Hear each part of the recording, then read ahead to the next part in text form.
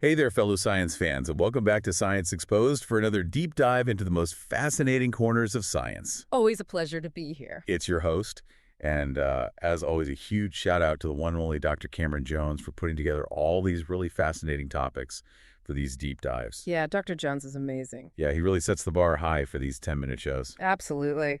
So today we are looking at something that's really both cutting edge and surprisingly relatable at the same time. Okay, I'm intrigued. Tell me more. So we're going to be talking about companion chatbots. Oh, wow. Okay, companion chatbots. That's pretty timely. It is, and specifically we're going to be diving into a recent MIT study that explored the relationship between these AI companions and loneliness. Oh, that's fascinating. It really is. And, you hear about these platforms like Replica and Character.ai that have millions of users. I have heard about those. Yeah, it's crazy. It really makes you wonder, are people really turning to AI for companionship? Well, and if they are, can AI actually help with that? I mean, can it address the loneliness epidemic that we're seeing? Well, that is the million-dollar question, isn't it? It is. And, we know that loneliness is a serious health concern. It really is. And I think the U.S. Surgeon General even said it's like smoking 15 cigarettes a day. Oh, wow. 15 cigarettes a day. Yeah. That's a really stark comparison. It is. It really puts it into perspective. Yeah, so if AI could actually offer some kind of solution, that'd be pretty remarkable. Yeah, it really would be game-changing, potentially. So let's get into this MIT study.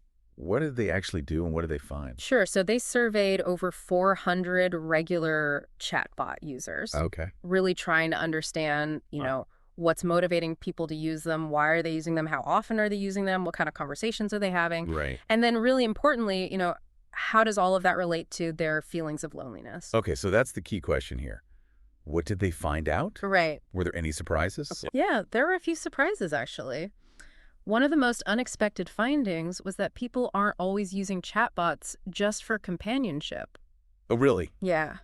I kind of had this assumption that, people were turning to chatbots because they needed to fill some kind of social void. Right. It's a natural assumption to make. Right. But the study found that a lot of users are actually driven by just this fascination with AI. Oh, wow. They're just curious. They want to see what it can do. Yeah, what it can do, how it responds, how it learns, It's like a technological exploration almost. Yeah, exactly. It's like testing the boundaries of what AI can do. Yeah, that's so interesting. And then some users were even using chatbots for creative writing or to help them, flesh out characters for role-playing games like Dungeons and Dragons.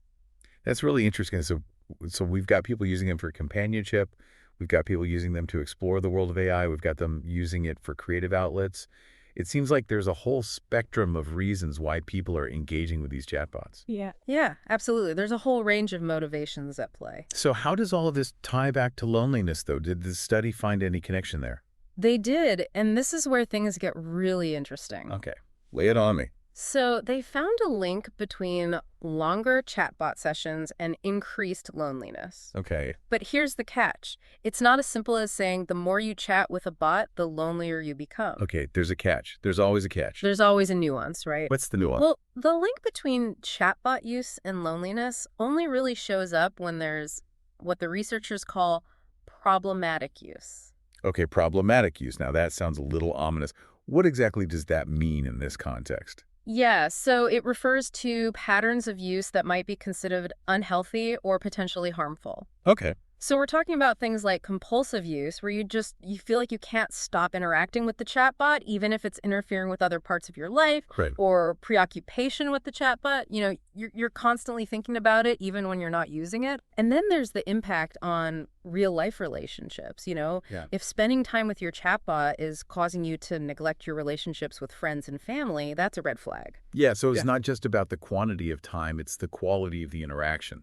And how it's impacting, your well-being and your relationships outside of that world. Yeah, exactly. It really comes down to having a healthy sense of balance and perspective. Absolutely. So problematic use. What? That's a big piece of the puzzle here. But there was another finding that really caught my eye. You mentioned something about social attraction. Ah, yes. This is where things get particularly intriguing. Okay, tell me more. So the study found that for people who are already socially attracted to real people, spending more time with the chatbot actually linked to more loneliness. Wait a minute, that seems counterintuitive. Why would someone who enjoys connecting with other people feel more lonely by talking to a chatbot? Yeah, it's a fascinating paradox, isn't it? It really is. One possibility is that it has to do with like a mismatch of expectations. If you're someone who really thrives on real human connection, spending a lot of time with the chatbot might actually just highlight what you're missing. Oh. It's like you're subconsciously comparing the chatbot to a real person, and you're realizing that it just doesn't quite measure up. Yeah, you can't really replicate that genuine human connection, can you? No, you can't. A chatbot can offer a form of connection, but it's not the same as the real thing. Yeah, maybe it's like trying to quench your thirst with a glass of water when what you really want is like a juicy slice of watermelon. Oh, I love that analogy. That's perfect. It might technically be hydrating, but it's not going to satisfy that deeper craving. Exactly. Mhm. And that speaks to the idea that while chatbots can offer this form of connection, they can't actually replace the genuine human connection that we need to really thrive. Yeah, and this is already so fascinating, and I can't wait to dig deeper into the different types of chatbot users that this study identified. Oh, yeah, me too. But first, let's take a quick break, and we'll be right back to explore those user profiles and what they reveal about our relationship with these AI companions. Sounds good. So we're back and ready to dive into those chatbot user profiles. I'm really curious about this. What did the study find? Yeah, so they identified 7 distinct types of users, 7. Wow, okay. each with their own unique characteristics and motivations. It's like a whole spectrum of human-AI interaction. Okay, so where do we even begin with 7 different types? Well, let's start with a profile that really challenges our assumptions about chatbot use. Okay, I'm all ears. So they call this profile the fulfilled dependent user. Fulfilled dependent user, okay. Yeah, and these are individuals who are heavy chatbot users. Okay. But here's the surprising part. They don't report feeling lonely. Wait a minute, they're spending a lot of time with their chatbots, but they're not lonely. Right. It seems counterintuitive, doesn't it? Yeah, it does. Especially given what we were talking about earlier. Yeah, the link between longer sessions and increased loneliness. Right, exactly. But for these fulfilled dependent users, it seems like the chatbot interactions might actually have a positive spillover effect on their real-world interactions. Okay, so how could that be? Well, one possibility is that they're using the chatbot as a safe space to practice social skills or process emotions. Maybe they're working through things with their chatbot that they might not feel comfortable discussing with a real person. Right. And by doing so, they're actually gaining confidence and skills that help them navigate real-world relationships more effectively. It's like they're using the chatbot as a social training ground. Exactly. And for them, it seems to be working. So that's the fulfilled dependent user. Now, what about some of the other profiles? Well, on the other end of the spectrum, we have the lonely moderate user. Lonely moderate user, okay. And these individuals engage in an average amount of chatbot use, but they report feeling very lonely. Okay, so this is kind of more in line with what we might expect, right? Someone who's already feeling isolated turns to a chatbot for connection, but ends up feeling even more alone. Right. And it raises questions about whether for some people these digital interactions might actually be replacing or hindering the development of real-world relationships. It's like the chatbot becomes a substitute for human connection. Exactly. And maybe in the long run, that avoidance actually exacerbates their feelings of loneliness. So it's a double-edged sword. It really is, and it highlights the importance of understanding the individual motivations and needs of each user. Right. Not everyone is using these chatbots for the same reasons, and the impact on their well-being can vary widely. Okay, so we've got the fulfilled dependent user. We've got the lonely moderate user. What about the rest of the chatbot crew? Okay, so there was one profile that I found particularly interesting. They call this the AI wary light user. AI wary light user. Yeah, so these individuals don't use chatbots very much. They're generally skeptical of AI, and they report low levels of loneliness. So they're kind of like dipping their toes in the water, but keeping a healthy distance? Exactly. They might use chatbots for specific tasks or out of curiosity, but they're not forming deep attachments or relying on them to fulfill their social needs. So they're kind of the proceed with caution group. Yeah, I think that's a good way to put it. Okay, so 3 down, 4 to go. What about the rest of them?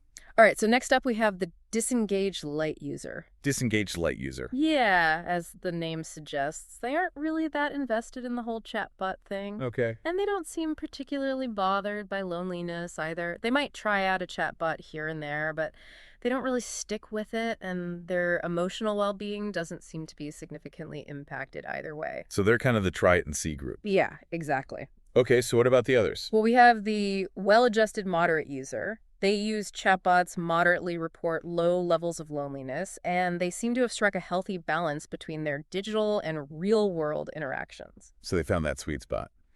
They enjoy engaging with their chatbot, but it doesn't dominate their lives or their emotional well-being. Okay, that's good to hear. It shows that it's possible to incorporate these technologies into your life in a way that's healthy and balanced. Yeah, moderation is key. Absolutely. And it suggests that maybe the key to avoiding those potential pitfalls we were talking about earlier is all about maintaining that sense of balance and perspective. So healthy boundaries are important. Yeah, don't let the digital world overshadow the real one, and always remember that real human connection is still essential. Absolutely. So what about the next profile? So we also have a profile called the socially challenged frequent users. Socially challenged frequent users. Okay. These individuals use chatbots frequently and experience high levels of loneliness. Okay. This group might be struggling with social anxiety or other issues that make it difficult for them to connect with others in the real world. So for them, are these frequent chatbot interactions helping or hurting? That's the million-dollar question, isn't it? And it's a question that researchers are still trying to answer. It's possible that for some people, interacting with the chatbot might be a stepping stone to developing real-world relationships. Maybe it helps them build confidence or practice social skills that they can then apply in real-life settings. So it could be like a bridge to help them ease into those face-to-face interactions. Exactly. But it's also possible that for others, those frequent chatbot interactions could be a way of avoiding those real-world challenges. It's a complex issue with no easy answers. It sounds like we need more research to really understand the long-term impacts of these interactions, especially for those who are already struggling with social isolation. Absolutely. And finally, we have the lonely light users. These individuals don't use chatbots much, but they still report feeling lonely. So this really highlights the fact that loneliness is a complex issue. It is, and technology alone isn't a magic bullet solution. It's not as simple as saying, if you're lonely, just get a chatbot. No, not at all. Loneliness is often rooted in deeper social and emotional issues that technology alone can't address. It's like trying to fix a leaky faucet by putting a bucket underneath it. Aha, I love that analogy. You might temporarily contain the problem, but you're not actually addressing the underlying cause. Exactly. So where do we go from here with all of this information? Well, I think the first takeaway is that there's no one-size-fits-all answer when it comes to AI companions and loneliness. The impact of these technologies really depends on the individual user, their motivations, their needs, and their overall well-being. So we need to move beyond this idea that chatbots are either good or bad. Right. It's much more nuanced than that. Yeah, and it's really about understanding the nuances, using these tools responsibly, and being mindful of the potential risks and benefits. Exactly. And as these technologies continue to evolve and become even more sophisticated, it's crucial that we have these conversations about responsible use, ethical considerations, and the potential impact on our well-being. So what are some of the key ethical considerations that we need to be thinking about as we move into this uncharted territory of human-AI interaction? Well, one of the biggest concerns is the potential for these chatbots to be used in ways that are harmful or exploitative. We need to think about how to protect vulnerable users, like those struggling with mental health issues or social isolation from being manipulated or taken advantage of. Right? It's like we're giving people access to these incredibly powerful tools without necessarily equipping them with the knowledge and skills to use them safely and responsibly. Exactly. And then there's the issue of data privacy. These chatbots are collecting vast amounts of personal data about their users, including their thoughts, feelings, and behaviors. Right. We need to ensure that this data is being handled responsibly and ethically. Yeah, it's a tricky balance, isn't it? We want to harness the potential benefits of these technologies without sacrificing our privacy or creating new avenues for exploitation. Absolutely. It's going to require a collaborative effort between researchers, developers, policymakers, and users to navigate these challenges and create a future where AI companions are used in ways that are both beneficial and ethical. This has been such a thought-provoking conversation. It seems like we've only scratched the surface of this complex and evolving landscape of human-AI interaction. We really have, and it's clear that there's still so much to learn and explore. But one thing is for sure, as these technologies become more and more integrated into our lives, we need to keep having these conversations, asking the tough questions, and working together to create a future where AI is used to enhance our lives, not diminish them. I couldn't agree more. It's amazing to think how quickly this technology is evolving and how much we still have to learn about its impact. It is. It's really like a brave new world, isn't it? And With any new frontier, there are bound to be challenges and unexpected consequences. But also incredible opportunities, right, for growth and connection and understanding. Absolutely. It's all about approaching this new landscape with curiosity and open-mindedness and a commitment to doing it responsibly. So as we wrap up this deep dive, what's the one key takeaway you hope our listeners will walk away with? I think the most important thing is that we need to resist the urge to oversimplify this issue. Chatbots aren't inherently good or bad. They're tools.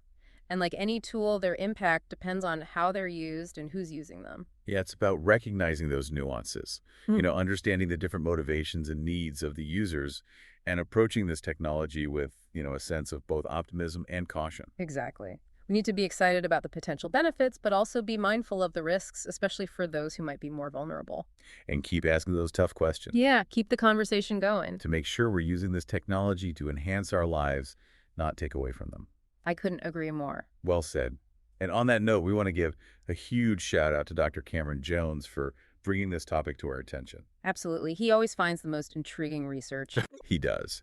And of course, a big thank you to all of you, our amazing listeners, for joining us on this journey of exploration. We really appreciate you tuning in. If this deep dive sparked your curiosity, we encourage you to check out the show notes for more information and links to the MIT study. You'll also find ways to connect with us on social media because, hey, real human connection is still important. It is. And of course, don't forget to like, share, and subscribe to Science Exposed so you don't miss out on future deep dives into the ever-evolving world of science. We've got so much more to explore. We do. Until next time. Yeah. Stay curious, stay engaged, and keep exploring the wonders of the universe, both digital and beyond. That's a wrap from Science Exposed.